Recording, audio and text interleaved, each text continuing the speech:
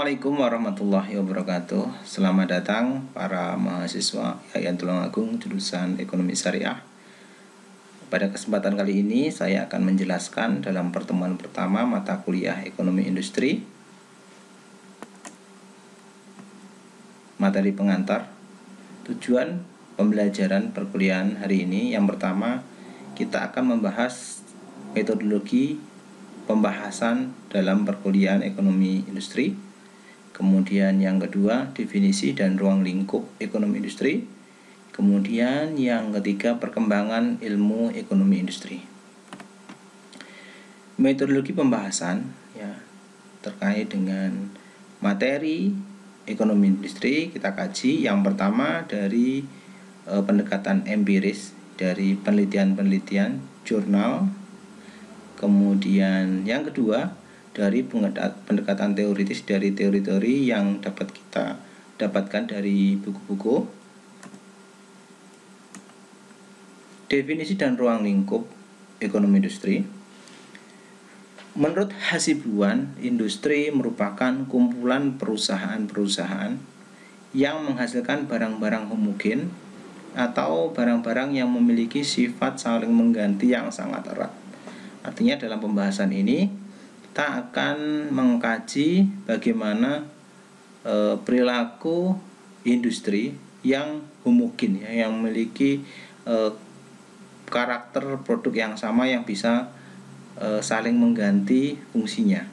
Kemudian ilmu ekonomi industri merupakan cabang ilmu ekonomi yang terpisah dari disiplin ilmu ekonomi lainnya yang secara khusus mempelajari mengenai perilaku perusahaan-perusahaan industri.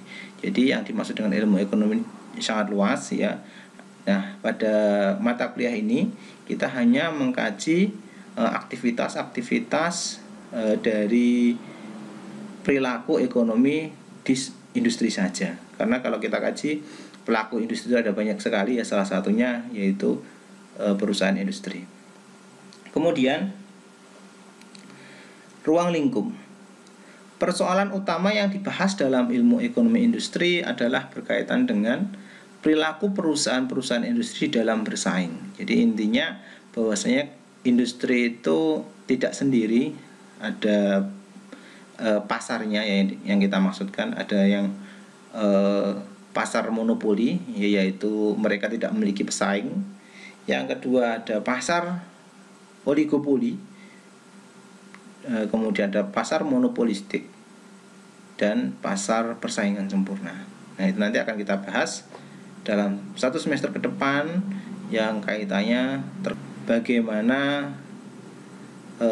perilaku dan strategi yang digunakan dalam ekonomi industri tersebut. Ilmu ekonomi industri mempelajari berbagai kebijaksanaan perusahaan terhadap pesaing dan pelanggannya yang berada di dalam pasar dan keadaan industri yang bersaing dan industri yang kurang bersaing. Jadi ada industri yang bersaing, artinya memang memiliki pesaing, ada industri yang tidak memiliki pesaing. Perkembangan ekonomi industri. Nah, ini dari para pakar kita lihat yang gambar pertama ya.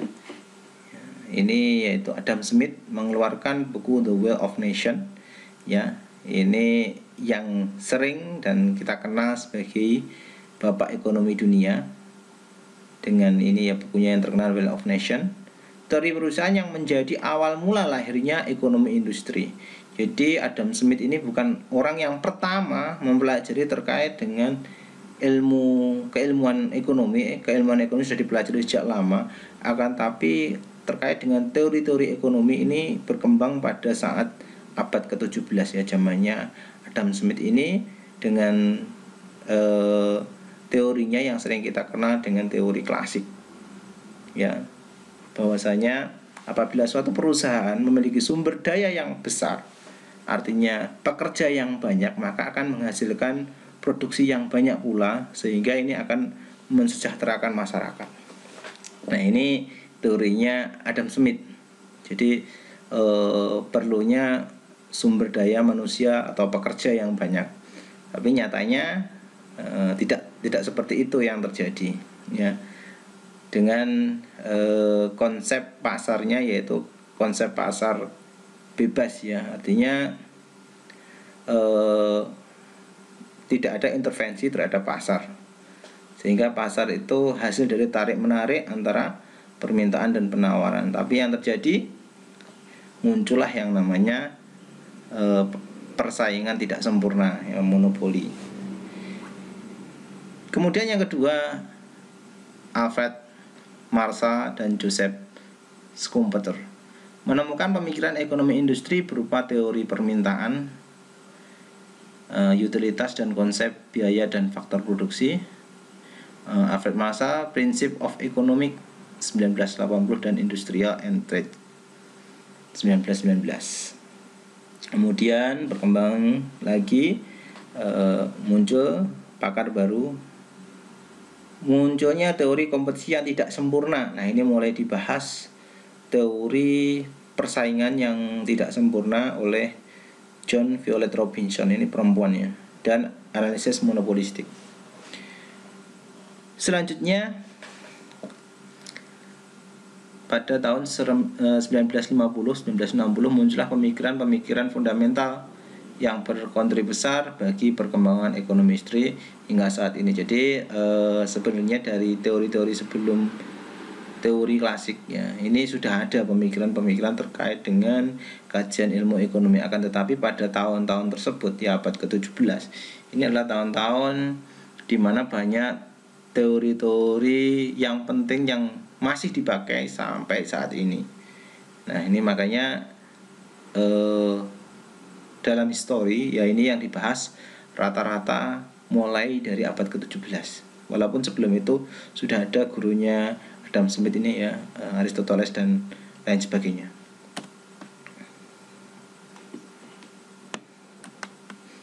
Kemudian secara garis besar, ekonomi industri menganalisa struktur pasar atau persaingan berbagai macam pasar atau perusahaan, kemudian perilaku dan kinerjanya. Nah, ini sebenarnya berkaitan ya. Struktur pasar ini terkait dengan jumlah penjual dan pembeli ya, berapa jumlah penjual dan pembelinya. Kemudian struktur biaya, integrasi vertikal, diferensiasi produk, hambatan masuk ke perusahaan, skala ekonomi. Sehingga ini akan menciptakan persaingan ya. Kalau hambatan masuknya itu sulit ya, misalkan membutuhkan modal yang besar, regulasi ya, aturan yang memang tidak boleh ya mendirikan perusahaan selain perusahaan tersebut, memang perusahaan tersebut adalah satu-satunya seperti di Indonesia. Misalkan perusahaan monopoli, ada Pertamina, kemudian ada PLN, kemudian ada PT Kereta Api, sehingga tidak ada pesaingnya. Dan untuk masuk itu berkaitan dengan regulasi yang menjadikan perusahaan itu monopoli ya, artinya tidak boleh ada perusahaan yang sama, kesulitan atau hambatan masuk.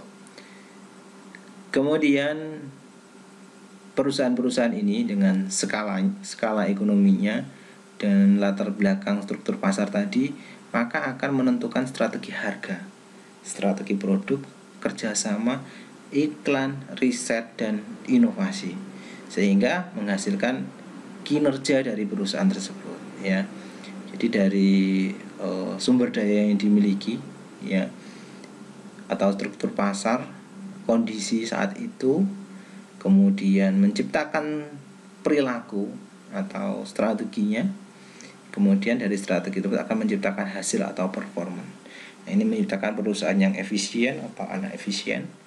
Kemudian pertumbuhannya bagaimana, menstimulus pertumbuhan, melakukan inovasi tadi ya, jadi berkembang dengan pesat atau tidak, atau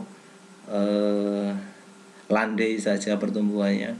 Kemudian kemajuan teknologinya bagaimana, full employment atau efektivitas dari sumber daya yang dimiliki terserap dengan baik.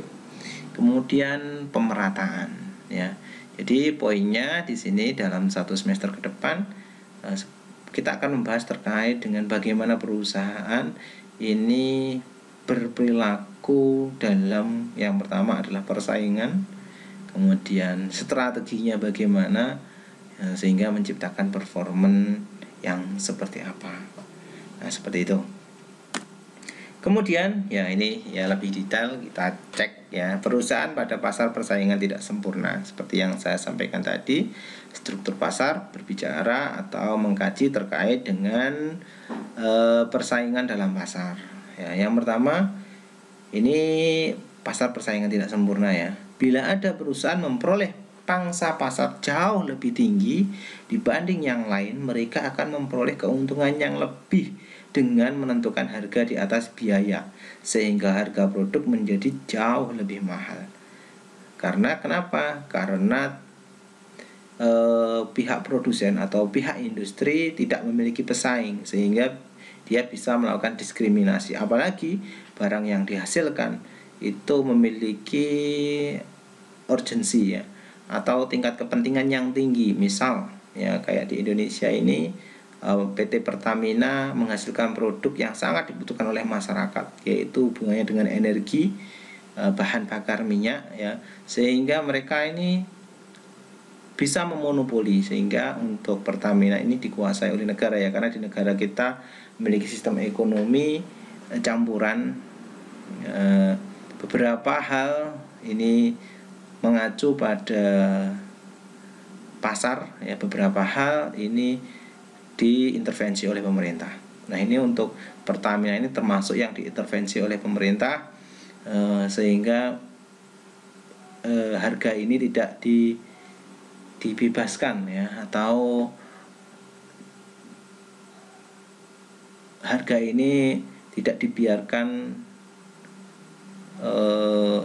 menyusahkan ya, atau menjadi hambatan bagi masyarakat, sehingga pemerintah kadang juga memberikan subsidi supaya masyarakat mampu untuk membeli produk-produk dari Pertamina ini.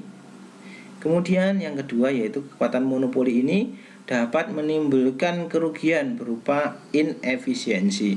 Jadi perusahaan ya yang monopoli karena tidak memiliki pesaing, mereka cenderung malas untuk berinovasi, karena memang tidak ada penghalangnya, barangnya memang nggak ada pilihan yang lain kecuali ada barang pengganti ya, atau barang substitusinya. Jadi misalkan kalau tidak ada BBM, ada sumber daya yang lain, nah itu nanti otomatis dan lebih efisien, otomatis akan menciptakan persaingan, sehingga perusahaan yang melakukan monopoli tersebut atau perusahaan tersebut akan kehilangan pangsa pasarnya karena pindah ke sumber energi yang lain ya, sehingga mereka berlomba-lomba untuk memenangkan pasar dengan melakukan inovasi. Nah, untuk mengkaji ini ya lebih dalam, ke depan kita kaji juga terkait dengan siklus hidup produk ya. Jadi produk itu kalau sudah di tahap puncak ya, tahap pendewasaan, itu perlu adanya inovasi, karena di tahap ini sudah muncul banyak pesaing ya. Oke, kita lanjutkan ya. Nanti kalau kita kaji, kita hubungkan dengan materi-materi yang lain, kalian jadi bingung ya. Kita fokus aja di materi ini dulu ya, terkait dengan bagaimana persaingannya, sebelum kita membahas strategi di pertemuan yang akan datang.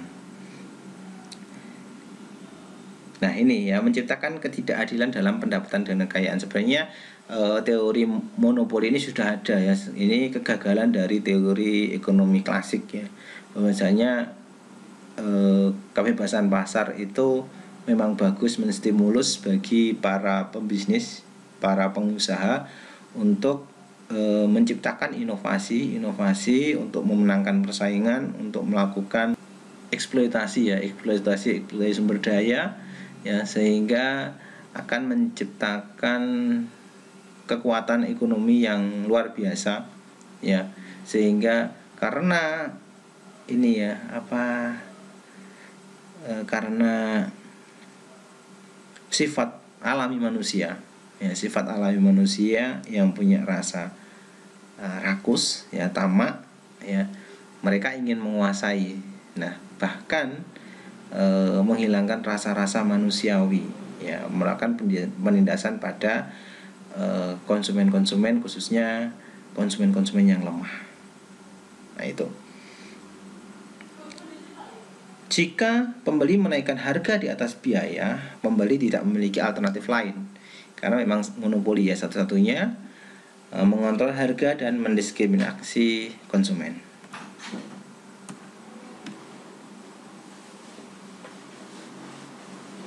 Perusahaan pada pasar persaingan sempurna, ya ini terindikasi dari banyaknya jumlah penjual dan jumlah pembeli, sehingga apabila ini produsen menjual barangnya dengan harga yang tidak wajar atau terlalu mahal, maka konsumen dapat berpindah ke penjual lain, sehingga penjual tidak memiliki otoritas untuk menaikkan ataupun menurunkan harga karena akan ditinggalkan oleh para pelanggannya.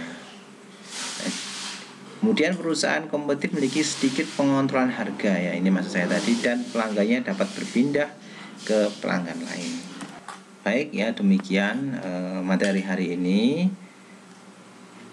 Selanjutnya kita laksanakan diskusi apabila ada penjelasan saya yang kurang jelas. Baik, terima kasih banyak. Assalamualaikum warahmatullahi wabarakatuh.